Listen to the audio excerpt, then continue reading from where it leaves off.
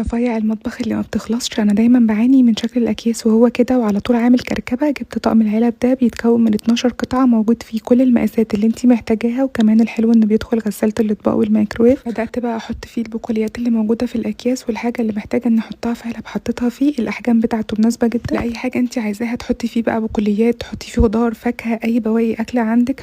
انا عايزاكي بقى بجد تشوفي الشكل قبل وبعد بقى عامل ازاي ومنظم وكل حاجه قدامك. وانا برضو من الناس اللي سلكه المواعين دي بتضايقهم جدا في الاستخدام وبتعورني. جبت مكانها السلك ده بالحامل بتاعه. الحامل بيتركب فيه السلك وبيمنع انك تمسكيه بايدك دايركت. الباكت بيكون فيه 6 قطع، نضفي بقى بيه براحتك من غير ما ايدك تتعور. كمان بقى انا جبت الباكت دي بيكون فيها حوالي 100 كيس كده، تقدري تغطي بيها اي حاجه، اي بواقي اكل عندك في التلاجة او اي حاجه محتاجه تتبليها. لو انتي زي حالاتي كده هتعاني دايما من كركبه اللعب دي، جبت المنظم ده علشان اجمع فيه اللعب واحافظ عليهم من غير اي كركبه. ممكن كمان نستخدمه في تنظيم المناطيل والهدوم.